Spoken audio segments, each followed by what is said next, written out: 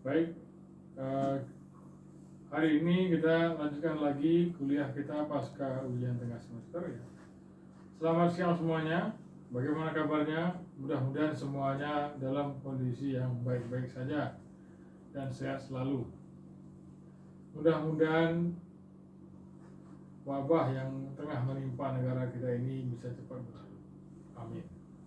Ya, hari ini kita akan lanjutkan topik demokrasi Indonesia ya. Kan pada sebelum tes kita sudah bahas demokrasi Indonesia part 1 atau bagian pertama. Kemudian ini adalah bagian kedua. Nah, sebelumnya terakhir kita sempat membahas tentang nilai-nilai demokrasi yang sempat saya keluarkan juga pada waktu di soal ujian. Nah, pada saat ini kita akan mencoba membahas bagaimana implementasi dari nilai-nilai tersebut. Nah, untuk itu ada kultur dan struktur demokrasi. Nah, kultur ini merupakan, ya kalau bahasa Indonesia, budaya demokrasi.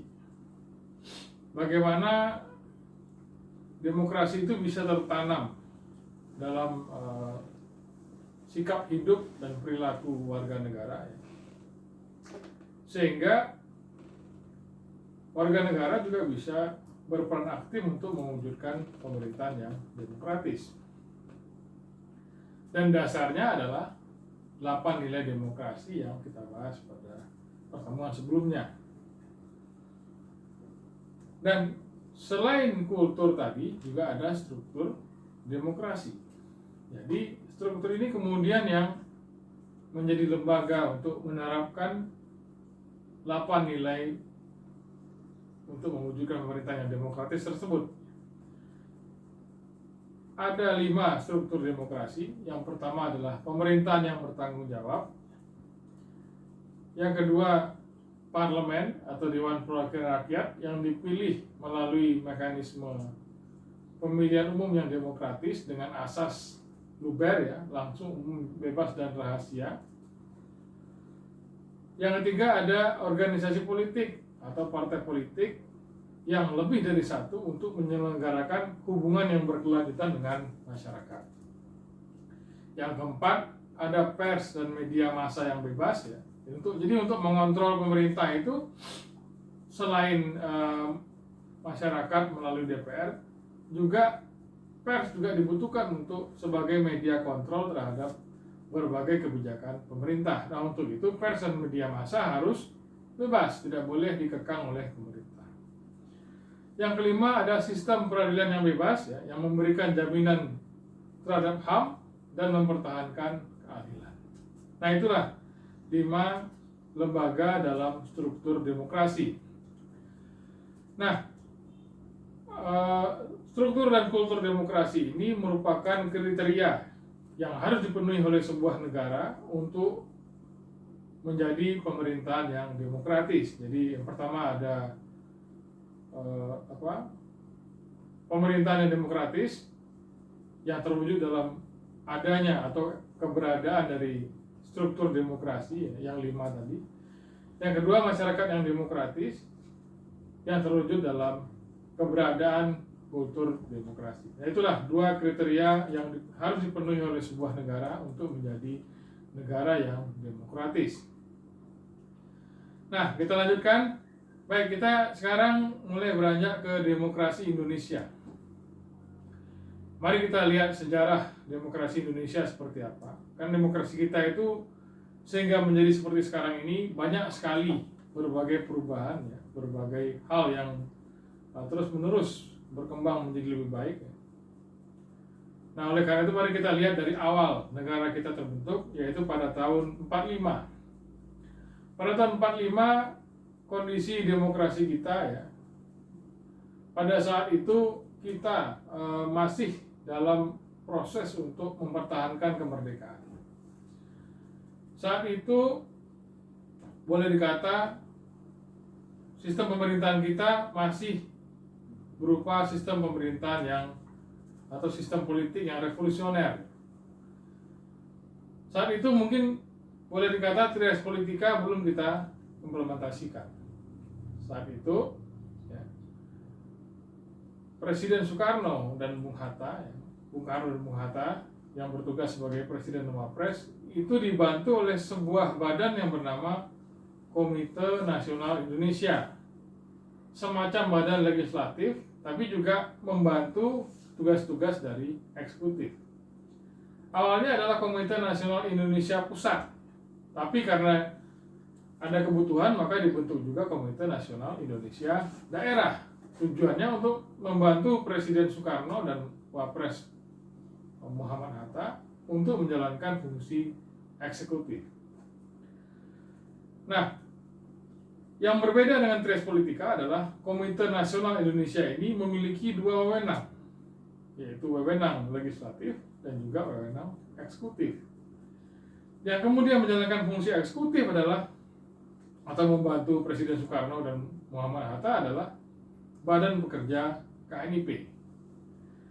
Nah, setelah era revolusi ini berlangsung selama 4 tahun, jadi tahun 45 sampai 49. Nah, setelah 49, yaitu pada tahun 50, kita masuk ke era yang kedua, yaitu era demokrasi liberal. Saat itu ada banyak partai. Oleh karena itu juga ada sebuah parlemen. Nah, boleh dikata ini merupakan salah satu wujud lain dari sistem parlementer di Indonesia. Saat itu ada presiden dan juga ada perdana menteri, ada kepala negara, ada kepala pemerintahan. Seperti Malaysia, misalkan itu ada raja, kepala negara, ada perdana menteri sebagai kepala pemerintahan. Nah, pada era parlementer ini ada banyak partai di parlemen. Yang membedakannya dengan sistem presidensial adalah pada era ini kabinet yang merupakan representasi dari eksekutif itu bertanggung jawab kepada parlemen atau kepada DPR atau konstituante saat itu. Nah, akan tapi saat itu kondisinya tidak stabil, banyak konflik politik sehingga membuat kabinet terakhir di era demokrasi liberal ini mengundurkan diri, yaitu kabinet Ali Sastroamidjojo itu mengundurkan diri pada tanggal 14 Maret tahun 57. Dan saat itu Presiden Soekarno kemudian mengumumkan keadaan darurat perang. Nah, itulah yang menandai berakhirnya era demokrasi liberal, walaupun ada banyak partai, ya. Ada Tres Politika, ada parlemen sendiri, eksekutif sendiri. Tapi karena ada konflik politik, ya, maka kabinet demokrasi di era demokrasi liberal ini ya kemudian berakhir ditandai dengan pengunduran diri dari pemimpin kabinet saat itu, yaitu Ali Sastroamidjojo. Berikutnya, pasca demokrasi liberal, kita masuk ke era demokrasi terpimpin yang ditandai dengan dikeluarkannya dekret presiden tanggal 5 Juli tahun 59 oleh Presiden Soekarno. Butir-butirnya yaitu Presiden Soekarno meminta untuk kembali, di dekret itu untuk kembali ke Undang-Undang Dasar 45. Dan Undang-Undang Dasar 50 itu tidak dipakai lagi, kemudian kembali ke UUD 45. Dan konstituante yang pada era demokrasi liberal menjadi sebuah parlemen itu dibubarkan. Kembali ke Majelis Permusyawaratan Rakyat dan Dewan Perwakilan Rakyat. Ya. Nah, pada era demokrasi terpimpin ini ya cukup lama ya, dari tahun 59 sampai tahun 66. Sekitar 7 tahun mungkin, 7 tahun. Ya, pada dasarnya ini merupakan konsesi antara Presiden Soekarno dengan berbagai elemen lain, ya. Khususnya pihak militer, karena pihak militer tidak senang dengan kondisi politik yang tidak stabil. Karena itu mereka merestui dekret yang dikeluarkan oleh Presiden Soekarno. Berbeda dengan tahun 2001 ya, ketika Gus Dur mengeluarkan dekret, ya, TNI tidak mendukung, sehingga oleh karena itu maka Gus Dur dilengsarkan. Jadi tujuannya demokrasi terpimpin ini adalah untuk menjaga keseimbangan politik yang sempat terganggu ketika era demokrasi liberal. Ya, kita lanjutkan. Demokrasi terpimpin ini kemudian berakhir pada tahun 66 ya. Secara resmi ketika surat perintah 11 Maret dikeluarkan. Nah, saat itu kemudian Indonesia dipimpin oleh yang kemudian menjadi presiden, yaitu Jenderal Soeharto. Nah, setelah demokrasi terpimpin, kita masuk ke era Orde Baru. Saat itu Orde Baru menamakan konsep demokrasi yang mereka terapkan, yaitu dengan nama demokrasi Pancasila. Hampir sama sebenarnya ya, antara demokrasi Pancasila dengan demokrasi terpimpin, yaitu ada mekanisme pengambilan keputusan dengan musyawarah untuk mufakat. Hanya saja demokrasi Pancasila pada era Orde Baru ini ya diklaim sebagai demokrasi yang menerapkan Pancasila secara murni dan konsekuen. Yang kemudian menjadi persoalan adalah saat itu kan pada era Orde Baru sistem ekonominya sudah cukup liberal, banyak investasi asing, banyak modal-modal asing yang menanamkan modalnya di Indonesia ya, dari mulai Freeport ya, dari mulai macam-macam ya, ada British American Tobacco, Siemens dan lain sebagainya, itu menanamkan modal di Indonesia, sehingga kemudian Indonesia secara ekonomi sudah cukup liberal saat itu sebenarnya. Hanya saja yang jadi persoalan adalah ekonomi yang liberal ini tidak membuat politik Indonesia menjadi liberal. Demokrasi Pancasila bukanlah demokrasi yang bersifat liberal. Akan tapi ya hampir sama dengan demokrasi terpimpin, ada batasan-batasan yang harus diperhatikan oleh seluruh warga negara dan seluruh rakyat Indonesia.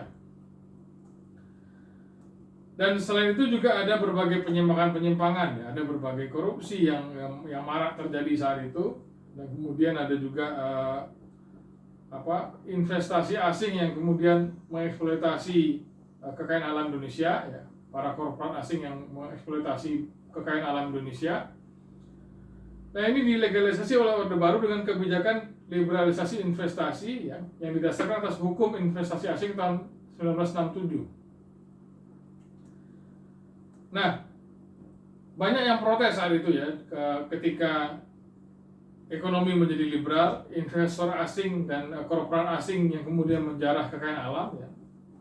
Banyak rakyat dan mahasiswa yang protes. Ada salah satunya yang kemudian cukup mengemuka adalah apa yang dinamakan sebagai peristiwa Malari atau Malapetaka 15 Januari.